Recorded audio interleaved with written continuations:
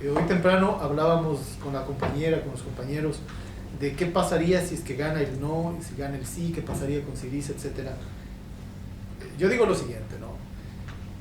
La apuesta de Alexis Tsipras al inicio, cuando él gana, cuando es nombrado primer ministro por el triunfo de Syriza, etcétera, era una apuesta para negociar con Europa.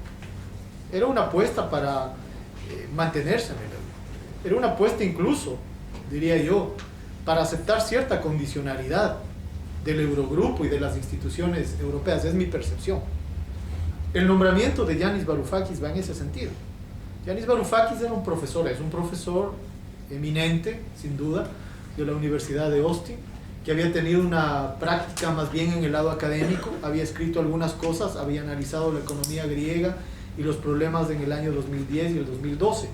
No era un político que venía de una militancia en el movimiento social o en la izquierda, o incluso yo creo que era un personaje que no era tan bien visto, digámoslo así, por el lado más orgánico, no sé qué palabra usar para distanciarme lo máximo posible de los medios que usan unos nombres que no corresponden, ¿no? Era un personaje no muy apreciado porque se pensaba que no podía estar en una línea más social, más vinculada a las demandas que el pueblo griego quería de Syriza y que además eran la oferta de campaña con la cual ganar. Pero me parece a mí que el propio proceso político ha ido mostrándole a Varoufakis de que una cosa es con guitarra y otra cosa es con violín. Porque cuando él pensaba que el tema es de que entiendan que la línea de condicionalidad no es la que corresponde, los tipos del Banco Central y del Fondo Monetario y del Eurogrupo le dicen, no es que no entendemos, entendemos perfectamente, lo que pasa es que no queremos. Y entonces el que entiende es él, el que termina entendiendo es Varoufakis, que el tema no es un tema de comprensión, no es un tema de racionalidad, no es un tema de política económica, no es un tema de manejo financiero, no es un tema fiscal, es un tema político. Y entonces mi impresión es que Yanis Varoufakis va teniendo un viraje, está bien, ¿no? Así, y va ubicándose donde va ubicándose, y resulta que la acción que toma Zoe Constantopoulos es una acción, desde mi punto de vista, estratégicamente fundamental, porque en medio del proceso de la negociación del Ejecutivo griego, ella toma la decisión, en abril de este año, de poner en marcha una comisión que iba a mostrarle al mundo lo que ya el pueblo griego lo estaba viviendo y lo estaba sufriendo, que era la insostenibilidad del esquema de la austeridad, del ajuste y de la deuda. Y entonces, al mismo tiempo que había una pedagogía en los hechos de Varoufakis y de Tsipras en su diálogo, entre comillas, con el Eurogrupo y con las instituciones, de otro lado había una muestra palpable, políticamente movida por una mujer inteligente y valiente como eso, en el sentido de decir, bueno, esto es lo que tenemos como deuda, esta es la realidad de la deuda, pero una cosa es cuando lo tienes como percepción y otra cosa es cuando lo tienes como una decisión política del organismo democrático que es el Parlamento griego. Entonces, en un momento determinado, frente a la cerrazón, y realmente vuelvo a utilizar la palabra que además no es mía, la utilizó ya me parece que fue el propio Stiglitz, la tosudez de los organismos internacionales del Fondo Monetario es parecida a la estupidez.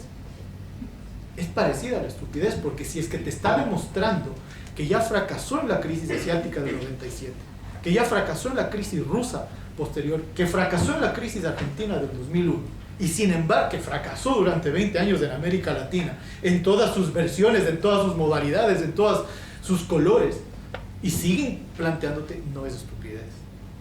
Pero esa pedagogía de la tosudez, digámoslo así, en la que Varoufakis y Tsipras tienen de un lado, y por otro lado la muestra palpable que está haciendo el Parlamento a través de su comisión, permite que en el momento extremo de la negativa por parte del Eurogrupo, que además ya digo es una negativa política que no tiene nada que ver con la economía, haya la alternativa de decir, está bien que sea el pueblo griego el que defina la situación.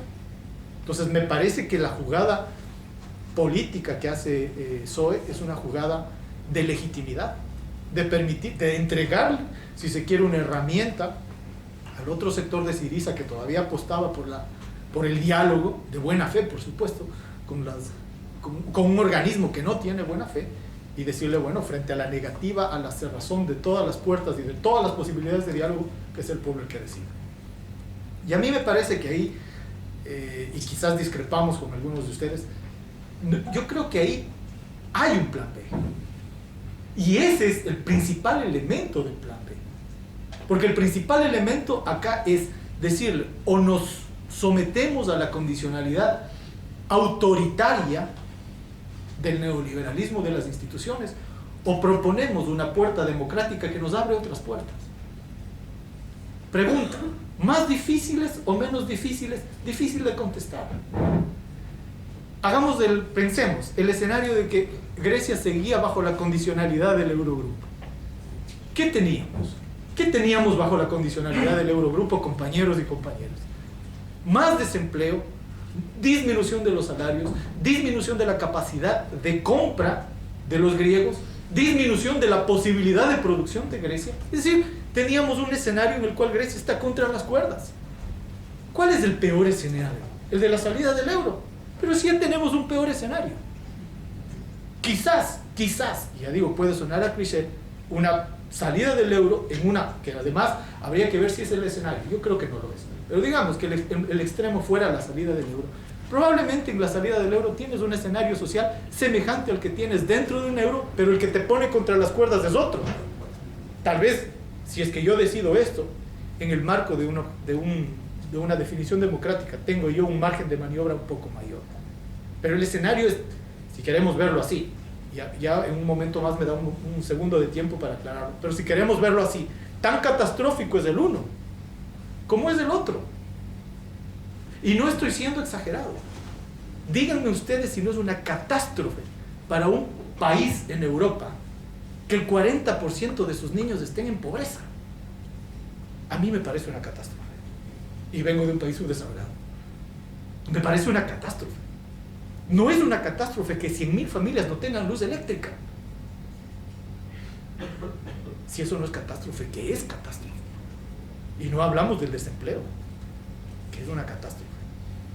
Entonces, si un escenario me está conduciendo a una catástrofe, ¿qué me venden los medios de comunicación que la salida del euro es una catástrofe? Si ya la tengo.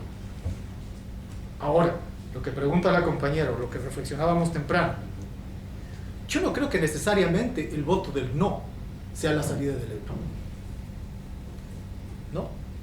Yo creo que el voto del no puede ser la legitimidad necesaria para que Syriza y el gobierno griego se siente a negociar en otras condiciones con el Eurogrupo.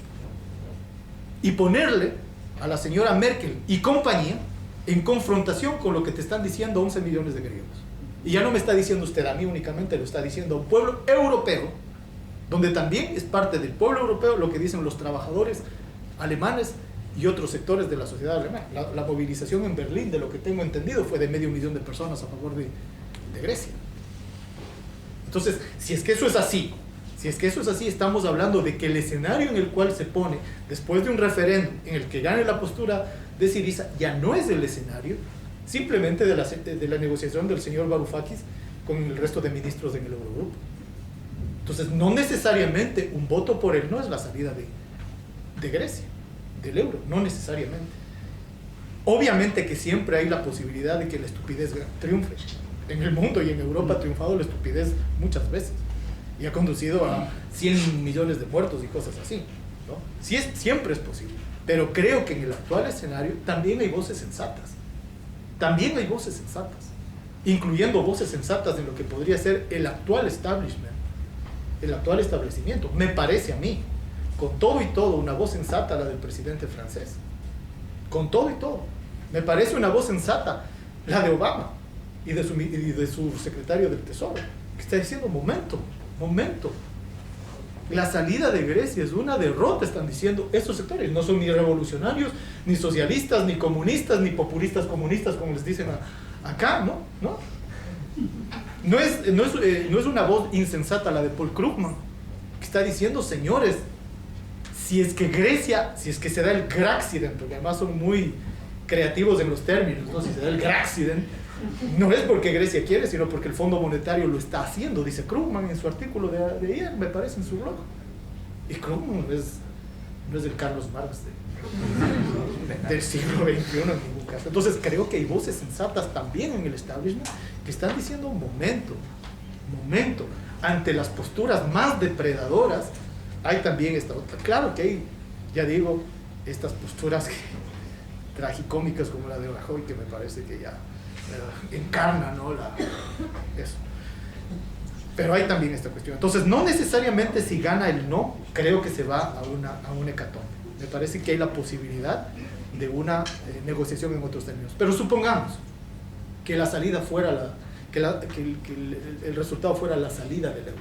Tampoco en la salida del euro es la hecatombe, porque efectivamente lo que señalaba el compañero, también en el marco de una recuperación de política monetaria, porque habría una recuperación este rato. Miren, para hacer un parangón, habría que hablar mucho más, ¿no? Aquí no quiero cansar a las personas, pero el Ecuador se dolariza en el año 2000 y lo dolariza un presidente absolutamente neoliberal, el que hizo el corralito.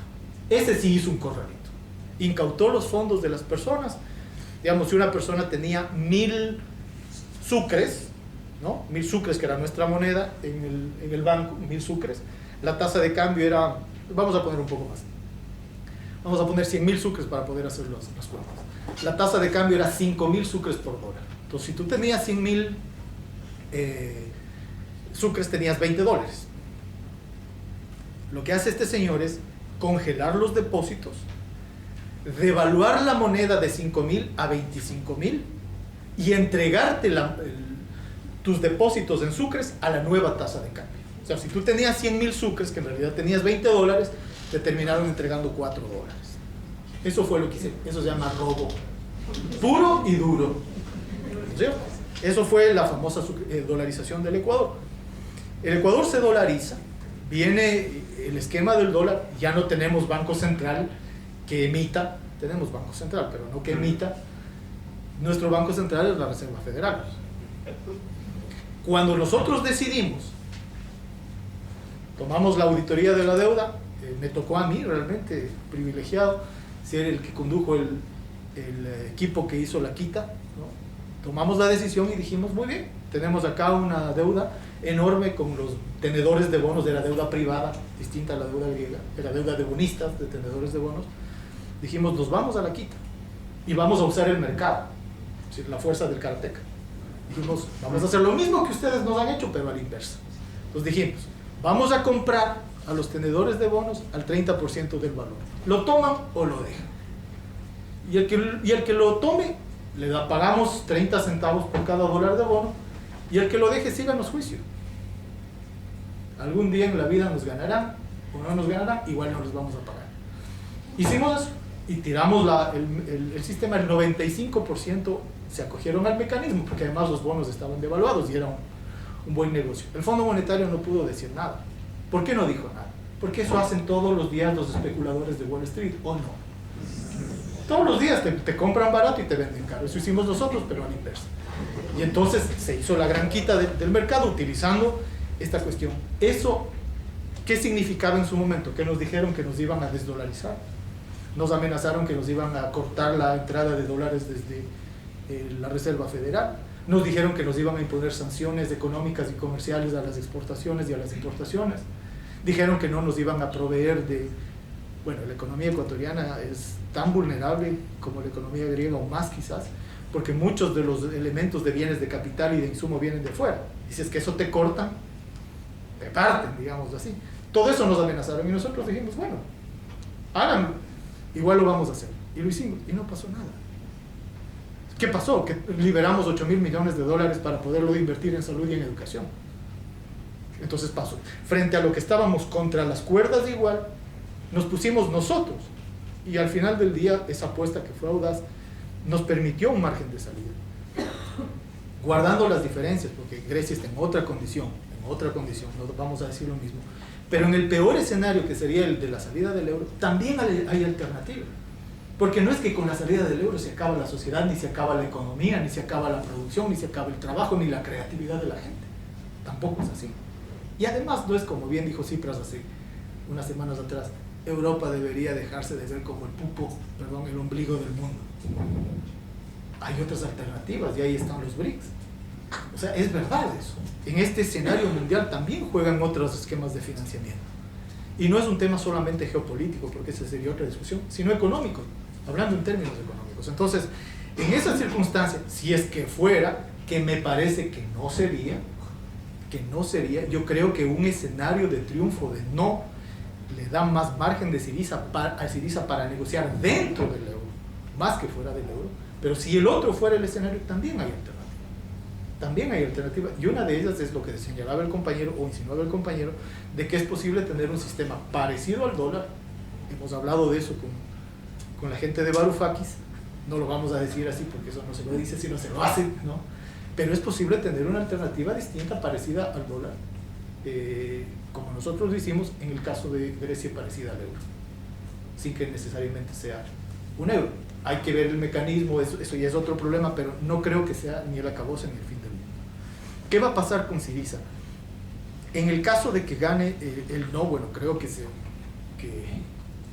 evidentemente la tesis democrática se impone por sobre la tesis autoritaria, y eso sería un triunfo no solo de Syriza, sino creo que de todos los movimientos democráticos de izquierda, progresistas, etcétera, como ustedes lo quieran llamar a nivel de Europa y particularmente acá en España. Y si pierde, es una desgracia, desde mi punto de vista. Es una desgracia porque eso significaría que la capacidad de imposición del establishment simplemente impide el surgimiento de una alternativa democrática, porque creo que si es que pierde el no y gana el sí, es un anuncio para que cualquier otra posibilidad de surgimiento de esa flor de esperanza que hablaba el compañero sea podada antes de que nazca. Entonces yo creo que a las personas, a los grupos, a las organizaciones que estamos en una búsqueda de un mundo distinto, nos corresponde en estos días hacer todo lo que esté en nuestras manos, y cualquier cosa que hagamos sigue siendo todavía poca para que eso no suceda.